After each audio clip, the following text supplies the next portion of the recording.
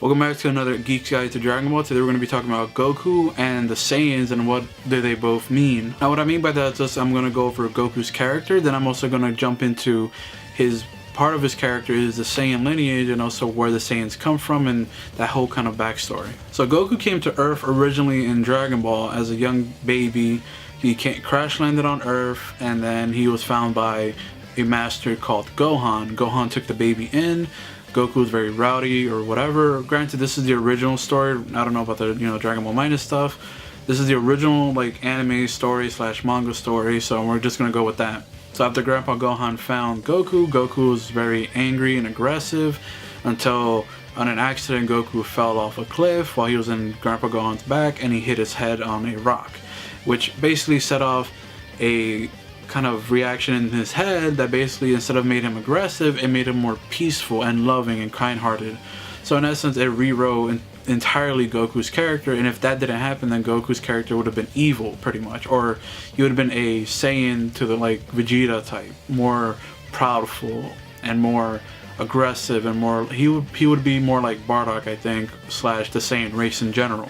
Now on the outset, we didn't know Goku was a Saiyan. He was just a kid, bumped his head, had a tail, it was kind of quirky.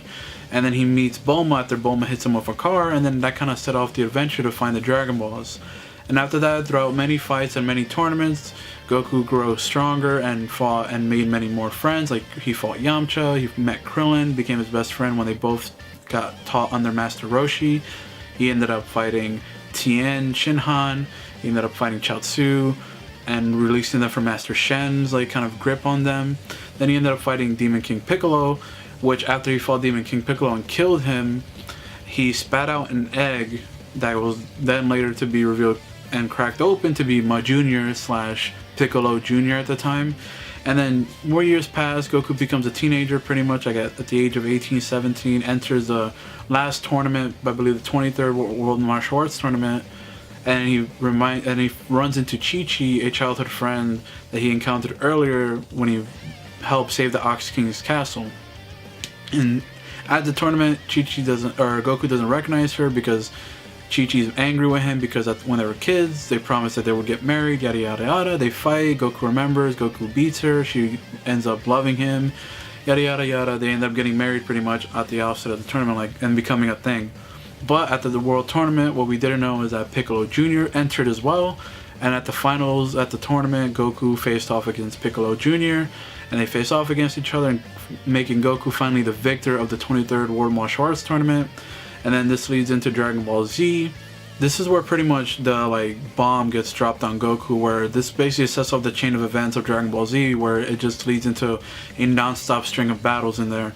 Because right off the outset of Dragon Ball Z, we find out Goku now has a kid, and he named him after his grandfather, Gohan. So he has a kid named Gohan, and then a alien comes from space, basically threatening Goku and exposing him that he is his brother and also a Saiyan. Now this ties into the second part, so we're just gonna mash together Goku and what is a Saiyan together. Now a Saiyan is a warrior race that was located on planet Vegeta, and basically they were just a bunch of barbarians, and the tail that Goku had originally, it basically meant every time a full moon would break out, they would turn into a great ape, a giant ape that was just capable of mass destruction and terrorizing and conquering planets. That was pretty much their thing. They were pretty much kind of like bounty hunters. They would go to planet and conquer until Frieza showed up on their planet, basically enslaved them all and continued to make the guise of their like leader until obviously we're gonna go with the original Bardock story. Going with that story, Bardock knew about their like thing with Frieza, how Frieza was planning to erase them because Frieza had a fear of the legendary Super Saiyan and all that. And Bardock led a rebellion towards Frieza that was it was pretty much null and void, and Frieza ended up killing King Vegeta, which is Vegeta's father. He ended up killing King Vegeta and destroying planet Vegeta entirely, getting rid of every Saiyan except Raditz, Goku's brother, Nappa, Vegeta, and then Goku was sent to Earth prior. So it's kind of like a Superman kind of scenario, except that they didn't destroy themselves. Yeah. So that's basically like the Saiyan / Saiyan warrior race. They're a warrior race just full of barbarians. And then they also explain the fact that now Goku realizes that he can turn into an ape when he had the tail. He realizes that he himself killed his grandfather when he was younger by turning into the ape on the full moon. And this kind of leads into like more of Dragon Ball Z, where now Goku and Piccolo start to fight. This leads into the kind of trope that Dragon Ball follows from the original all the way until even Dragon Ball Super, where whoever Goku has fought and beaten basically becomes a rival / ally. So now, because Raditz is too strong for Goku, him and Piccolo have to team up and fight Raditz, resulting in Goku's first death through the hands of Piccolo, because Goku sacrificed himself holding Raditz back while he did the special beam cannon that pierced both of them. So after Goku dies, he goes to Otherworld, and then we see him go to King Kai's planet, going through Snake Way, and through there he manages to train through like 10 times gravity. So then after that, Goku has a technique called the Kaioken, which pretty much amplifies his power by however much Goku can go up to, which is usually up to times 20. He trains there until the bigger threat of the stronger Saiyans come, which is Vegeta and Nappa. So after they come to Earth, Goku gets revived, then he starts to head there, and then his friends hold them off while Goku gets there. And once he gets there, he destroys Nappa. He has an amazing fight with Vegeta. And then after that, he lets Vegeta go, shows him some mercy, and allows him to leave, and then he gets recovered. Namek is an interesting thing as well, because we learned a fact that this is where we learned the main thing of Saiyan's powers, which is a Zenkai boost. Now, what it means is that every time a Saiyan gets near death and recuperates, they basically get a boost in power from that.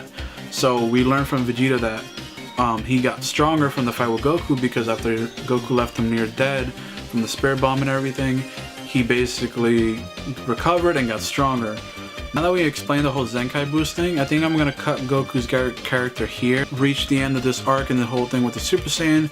I'm going to cut it here, and I'm going to leave it for the next episode and explain Super Saiyans, their forms and all that. And now that I explained Goku's character pretty much and his journey, and I just wanted to like just share with you like everything that Goku's kind of been through in a rather fast pace. I skipped some things because I don't think they're that like important. I just kind of got to the point with them, and just explain that Goku's main thing with his character is that he is a kind-hearted pure Saiyan.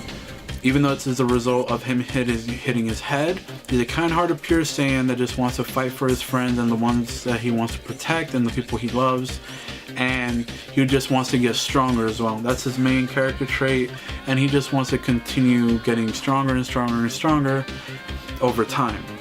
And one of the main tools that uses that is him using Super Saiyan. So I'll catch you guys in the next video. Make sure you guys do like, comment, subscribe, and share the video out if you enjoyed.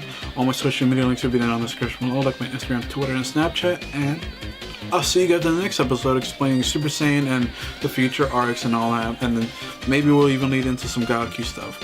Alright guys. Bye guys.